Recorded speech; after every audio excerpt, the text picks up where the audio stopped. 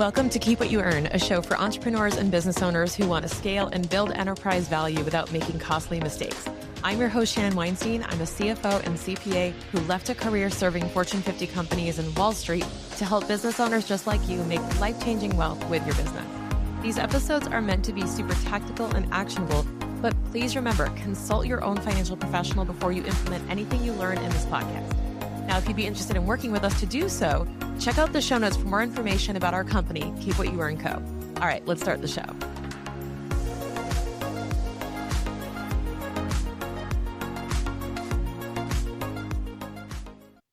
When you're trying to grow a business and you cross that 3 to 5 million in revenue point, what always enters the picture is this idea of complexity. And I feel like your whole business changes. You have to get through this mucky middle of figuring out, do you want to grow it to 10 million and beyond, or do you want to really kind of stay where you are and perfect the process, maybe even exit? You have to figure out at what point it makes sense to sort of get on the bus, so to speak, and head back, I always think about like going for a run or like a marathon or something like that, where you go, you know what, I've done enough.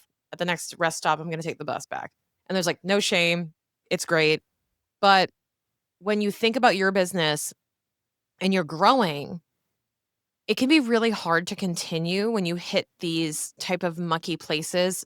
And I think 3 to 5 million is one of those places where as you're scaling, as you're growing, no matter what your intent is, if it's to exit or to cash flow this until the end of time, no matter what, this is still a messy zone where you're growing the team, you're growing your overhead, you're having to spend a lot more money in that growth stage, but you're also hopefully making more, you're growing.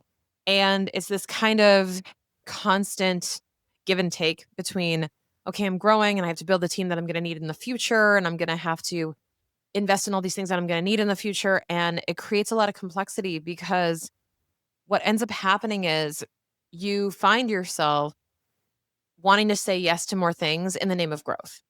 You're wanting to expand. You're getting temptations. So you have the option of opening a second location. You have the option of adding more products or adding more offerings or hiring more people. You have the option of offering a different, variation of your services.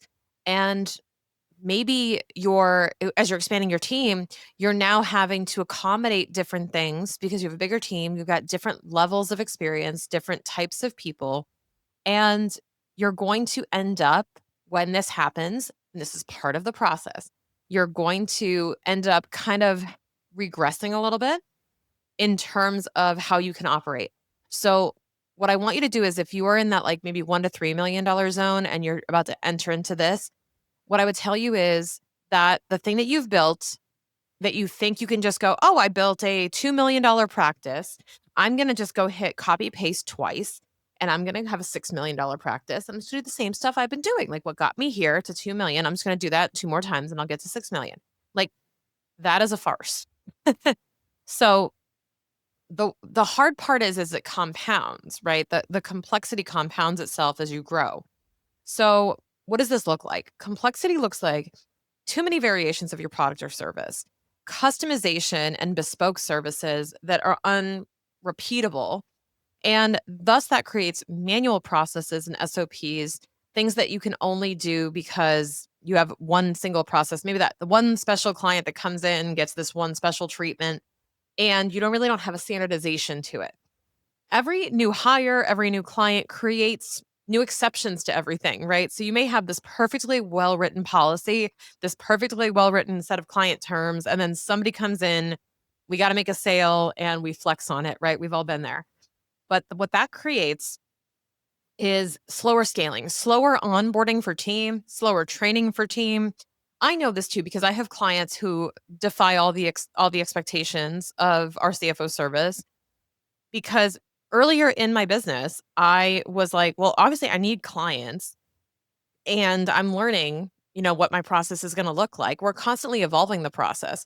So it would be unreasonable for me to say, this is my process and I'm only following this. Like when you're starting your business, of course, you say yes to a lot of things. Once you hit this multi-million-dollar level though, and you really should be focusing on the standardization, the repeatability, the scalability of stuff. Hey, real quick, are you learning anything in this episode that you think is share worthy? Well, if you could take a quick screenshot and share any of your biggest takeaways or quotes from this episode, post it to Instagram and make sure to tag me at Shannon K. Weinstein and at Keep What You Earn. Thank you so much for listening to the show. Let's dive back in. You're going to end up creating bottlenecks in your process and in your decision making because you're going to want to you're going to want to deliver the same result for everybody, but you're going to have to take such different routes to get there that it's going to be really challenging to create a process that you can follow across the board. And clients will be confused if you have too many options. Your team will be confused if you have too many processes. And that's the unintended complexity of scaling that I want you to be aware of. So when it comes to actually scaling, simplicity is the key. Simplicity is what will scale. You know, simple scales, complexity fails. There's a phrase that's just like that, but that's how I view it. Is the more confused your customers and your team are, the more dangerous that is.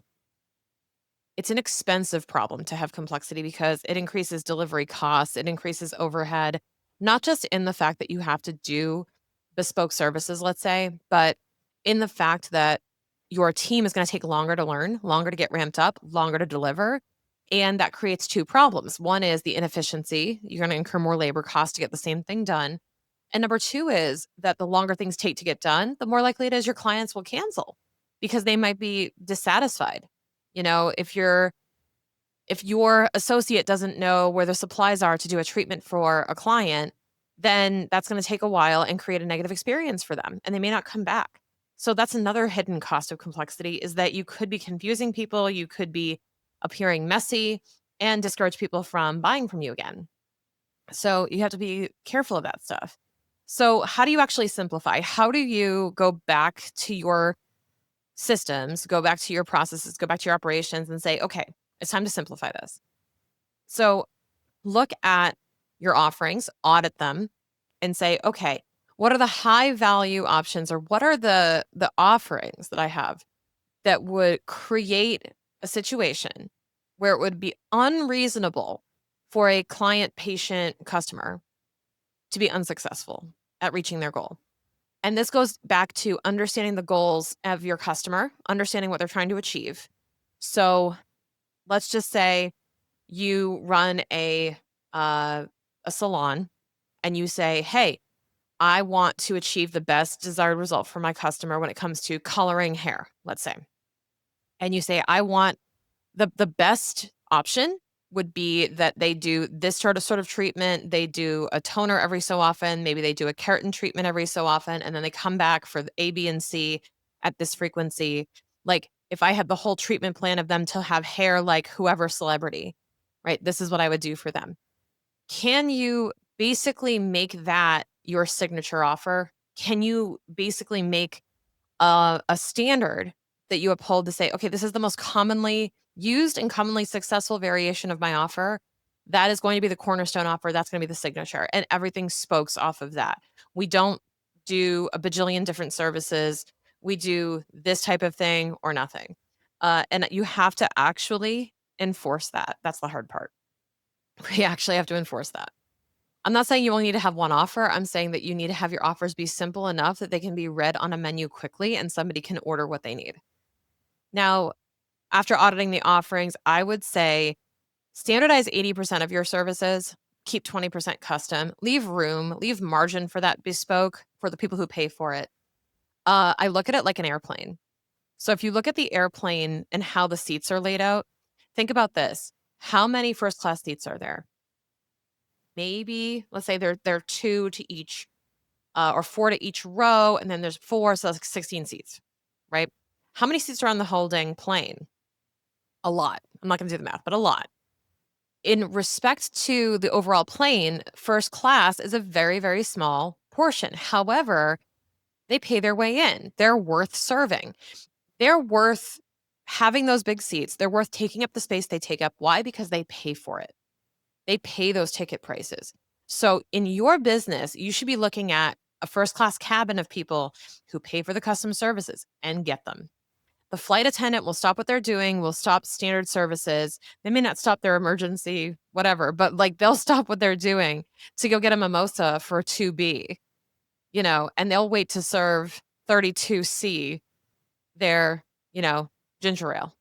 So prioritize and be willing to have a first class cabin and people who will pay for it. That's key. So when you simplify, look at 20% of that airplane of your customers being that first class bespoke service and 80% being standard. This is what you get. You follow our process. Okay. And then create a list. So requests that fall outside the model, create some type of reference for your team. If you're not the one doing this directly, create some type of reference on we don't do that, and maybe even some talking points on what you do instead, or switching the conversation to understanding what they're trying to accomplish and why they think they want that other service or product.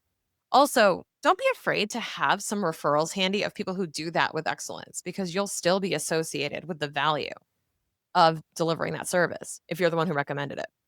So, you as the owner, your responsibility is to lead the simplification, not delegate it.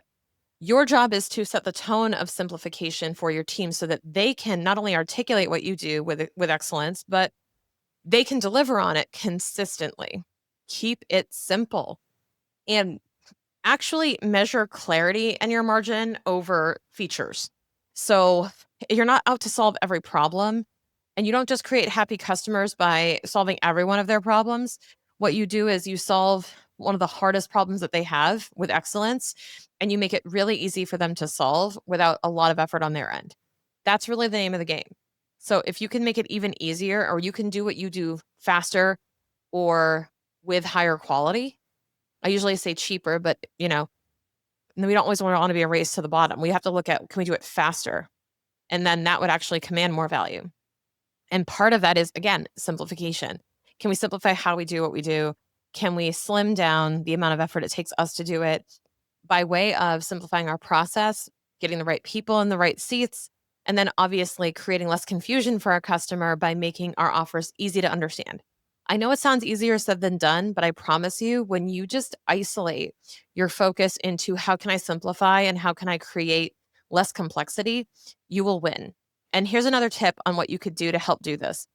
I would give your friend who's not in your industry, has no familiarity with your business, maybe understands a little bit of what you do and what you solve, but basically someone who is unfamiliar with what you do, have them look at your services or have them look at your menu, whatever that looks like, and have them ask you questions or explain what it is that you do, and figure out a way to keep that simple too. Get input from others who don't know what you know to figure out how to articulate what it is that you do and how to really slim down the process to the core problems you solve and the core elements that you need to do it. When it comes to scaling your business, your core offer is the foundation of your success. If you're finding that your margins aren't exactly supporting the cost of running your business, well, it's worth taking a closer look at your pricing strategy and your direct costs to hack it and figure out what your constraint is. Sometimes all it takes is small adjustments, like fine-tuning your pricing or streamlining your expenses. These can make a huge difference. Join me for a power session and let's dive deeper into the profitability of your core offer. All the information is in the show notes below.